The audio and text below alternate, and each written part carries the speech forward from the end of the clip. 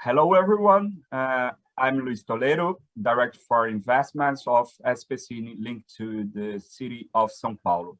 I'm here today with Joseph Chianese from Entertainment Partners. Hello, Joe. Nice having you here. Hey, Luis. How are you? Fine. Could you introduce yourself and talk a little bit about the role of EP in the market as a leader, production, finance and management institution? Sure. As Luis said, I'm Joe Chianese. I'm the Senior Vice President and Production Incentives Leader for Entertainment Partners. Entertainment Partners is an international production services company that provides payroll services, extras casting services. We also own and operate industry standard software like Movie Magic budgeting and Movie Magic scheduling. I oversee an incentives group where we provide our clients information and guidance related to domestic and international incentives.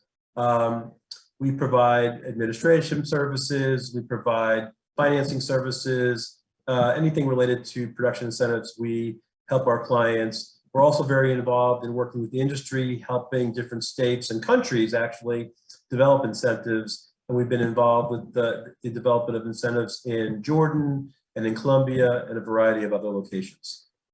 Great. This is a very important role of the film industry. Joe, could you tell me a little bit more about the role of EP in structuring a production project and the use of the production incentives?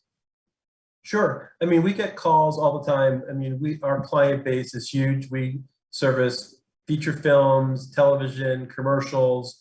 So yeah, we get calls all the time from clients, basically saying, I have a project and I'd either like to go someplace, and they usually give us a location, or they say, where could I go? You know, and clearly the criteria they're looking for is incentives. Incentives is always the top of their list in terms of locations. But in addition to locations, the other key factors are crew and infrastructure. There is a huge worldwide shortage of crew and stages. So the need for crew and stages have become almost important as incentives. So I would say the criteria with regards to where to go is the creative needs of a project, and then it's sort of incentives, and then the crew, available crew, and again, available stages. Great.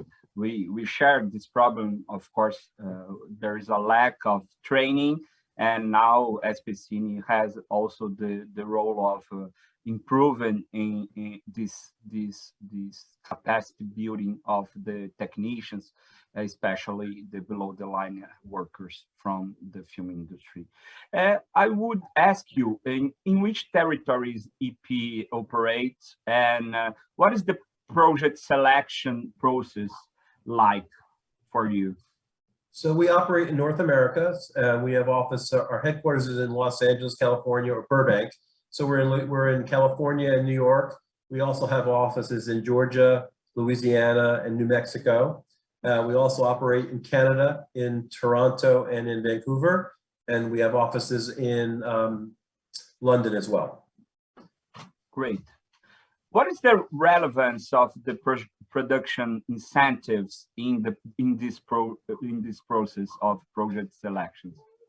I mean, this question goes beyond my time at Entertainment Partners. Incentives are a key factor in not only where a project goes, but whether or not a project gets greenlit.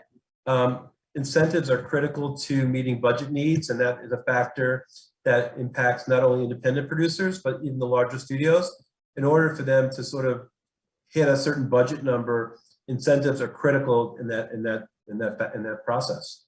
Yes, I agree with you. Having this in account, we launched our incentive project here in São Paulo last year. It was a very successful initiative, pioneer in Brazil, and we hope to have our second phase of the cash rebate project this year.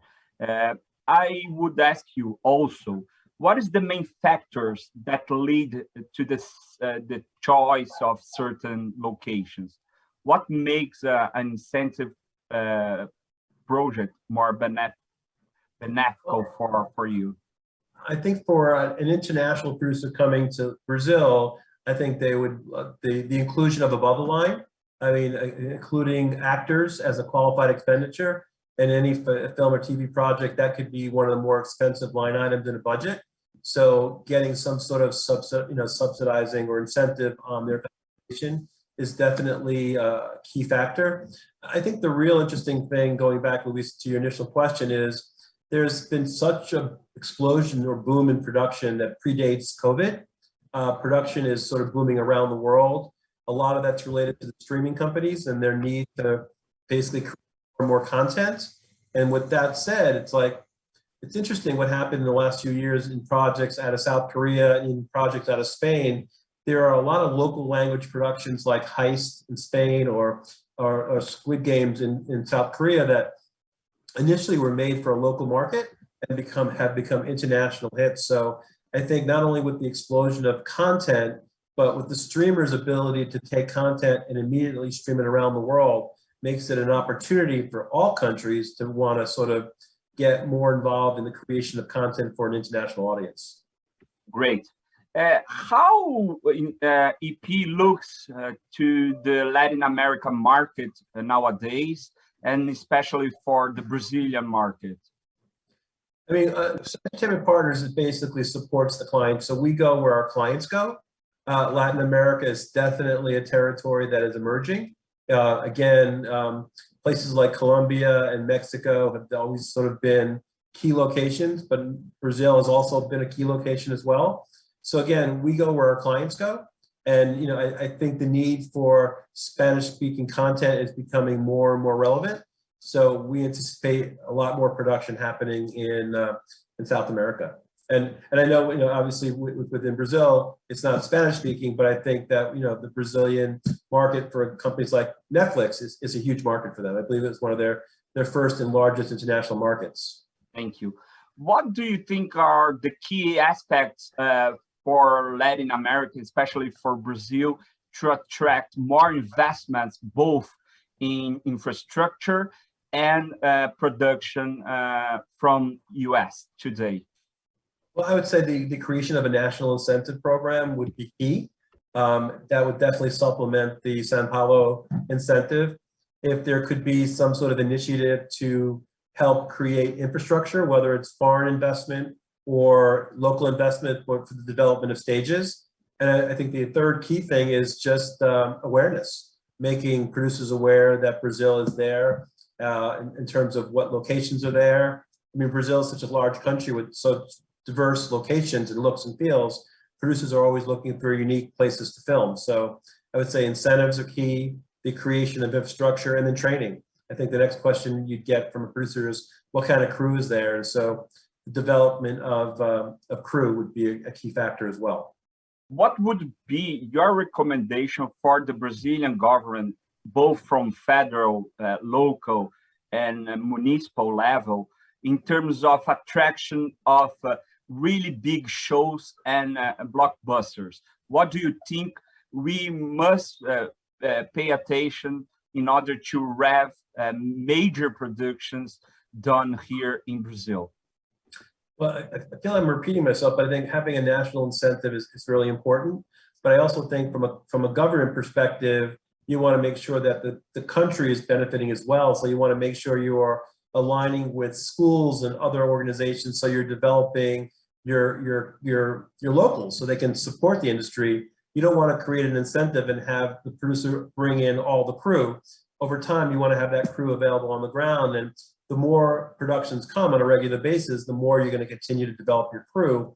So even starting with a small incentive and starting to attract smaller productions, with regularity, those productions will get bigger, your local crew base will get bigger, the infrastructure will grow, and hopefully the government will see the economic benefits of an incentive and increase the incentive as well.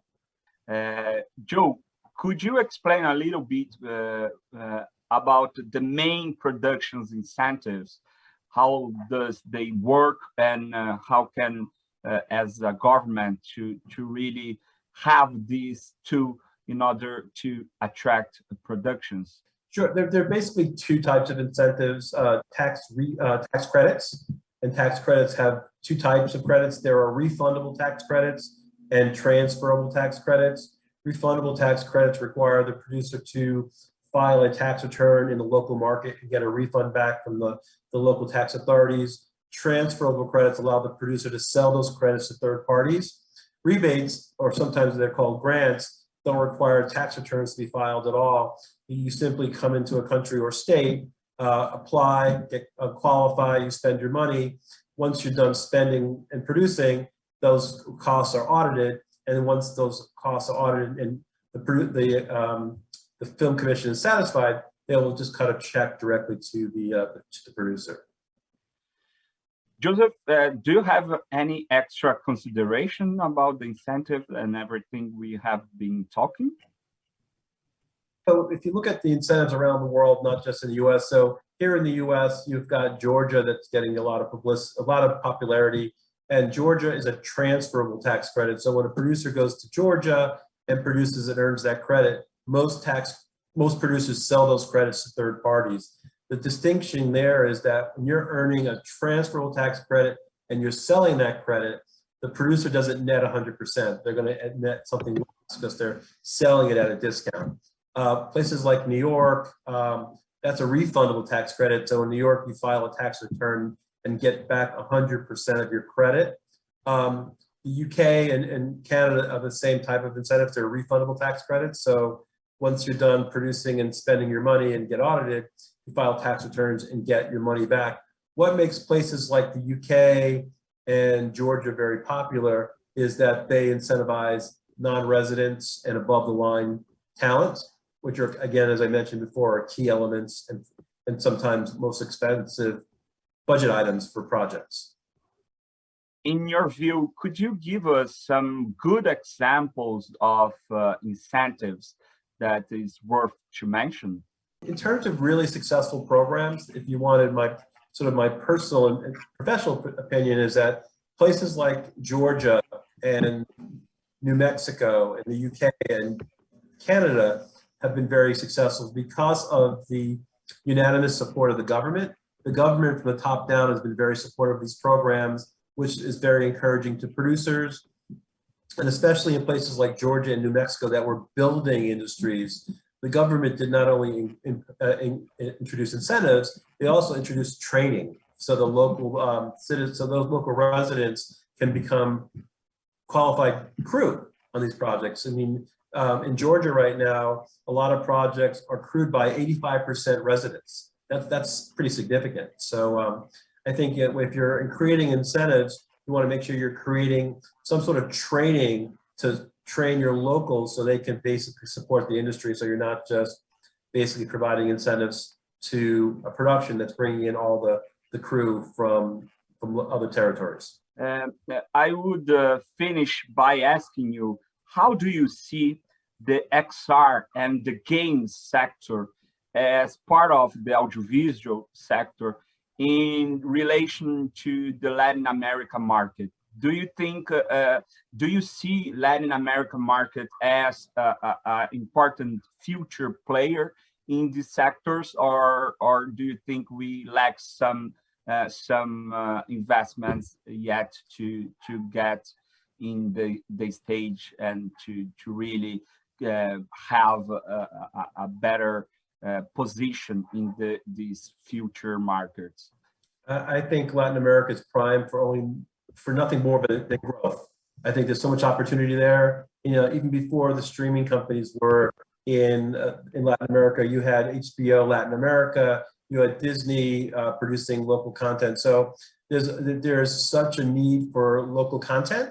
And again, what changes now is the streaming content makes local content global content. So I think the further development of infrastructure in Latin America, the creation of incentives in Latin America, the development of infrastructure and crew are all the key elements that can only lead to further growth in the market for Latin American countries. So, Joseph, was a pleasure having you here in such an interesting discussion. I thank you your participation. Thank you very much. Have a great day.